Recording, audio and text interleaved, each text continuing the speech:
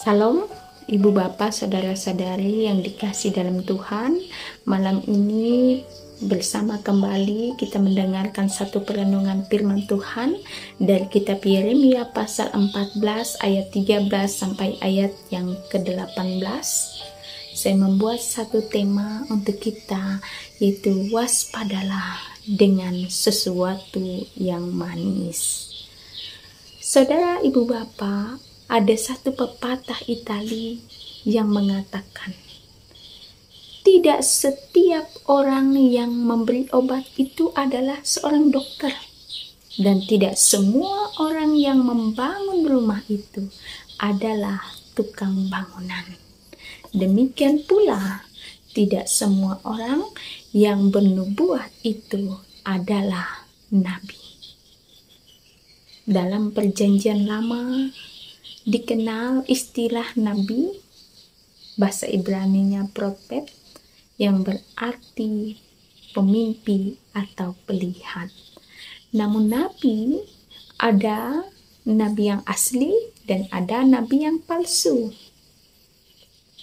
Dan yang menjadi persoalannya Bapak Ibu adalah nabi asli dan nabi palsu seringkali sulit untuk kita membedakan mana yang asli, mana yang palsu. Bapak Ibu Saudara yang dikasih di dalam Tuhan,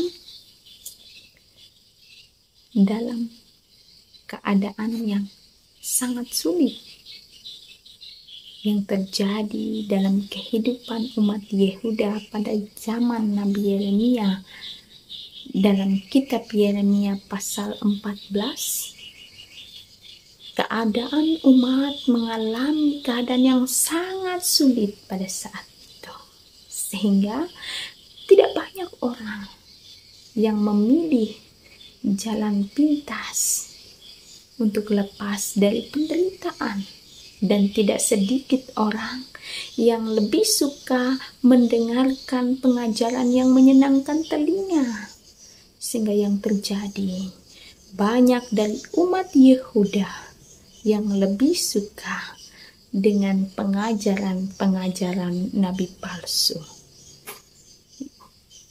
Pengajaran nabi palsu yang menyenangkan telinga, manis didengar, ketimbang dengan pengajaran nabi asli yang menyampaikan satu pertobatan dan menyampaikan berita dengan keras. Bapak Ibu Saudara yang dikasih dalam Tuhan kita Yesus Kristus, inilah yang terjadi dalam kehidupan umat Yehuda. Mereka lebih suka dengan yang manis ketimbang mendengarkan satu ajaran yang pahit, yang keras. Dalam kehidupan kita manusia pun hal serupa seringkali terjadi. Kita lebih suka dengan yang manis, padahal yang manis seringkali dapat menjadi racun yang membinasakan kita. Dan sebaliknya, sesuatu yang pahit dapat menjadi obat yang menyembuhkan kita. Nah, tanpa kita sadari Bapak Ibu, dalam kehidupan kekristenan pun kita harus waspada dengan yang manis. Bukan kita menolak yang manis, tidak, tetapi kita harus waspada. Jangan sampai kita pun jatuh dalam kebinasaan dan pengajaran-pengajaran yang sesat dari nabi-nabi palsu yang tidak bertanggung jawab. Kenapa saudara? Nabi-nabi palsu ini punya ciri, pengajarannya fokus kepada dirinya dan bukan Tuhan. Ciri nabi palsu ialah menyampaikan berita nubuat namun tidak terjadi. Dan nabi palsu suka menyampaikan firman yang manis dan menyenangkan telinga. Pada masa kini Bapak Ibu, kita pun seringkali mendengar ada banyak orang yang menyampaikan firman, kesuksesan tanpa perjuangan, keberhasilan tanpa pengorbanan. Hati-hati, waspada Bapak Ibu, karena sesuatu yang kedengarannya manis, sedap didengar, bisa menjadi racun yang membinasakan kita. Jadi Bapak Ibu Saudara, mari kita menjadi orang Kristen yang lebih berhikmat dalam memilih ajaran-ajaran kekristenan yang benar.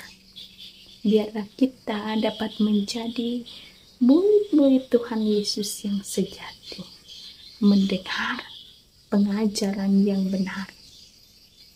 Tuhan Yesus memampukan kita semua untuk melakukan firman-Nya. Amin. Mari kita berdoa. Tuhan kami Yesus Kristus, kami bersyukur malam ini boleh diingatkan lewat firman-Mu, supaya kami dapat berhati-hati, waspada dengan segala pengajaran-pengajaran yang manis dan sedap didengar. Karena kami menyadari ya Tuhan, kami sering kali dinyanabobokkan oleh pengajaran-pengajaran yang keliru dan sesat. Tolong beri kami hikmat dan kebijaksanaan, sehingga firman-Mu yang boleh kami dengarkan, yang mendidik dan mengajar kami, yang menegur dan menguatkan kami, boleh menjadi pandu keselamatan dalam hidup kami. Berkati kami semua ya Tuhan, karena kami siap dibentuk dan diubah oleh Tuhan lewat firman-Mu. Di dalam nama Tuhan kami Yesus Kristus, Tuhan dan Juru Selamat kami yang hidup. Amin.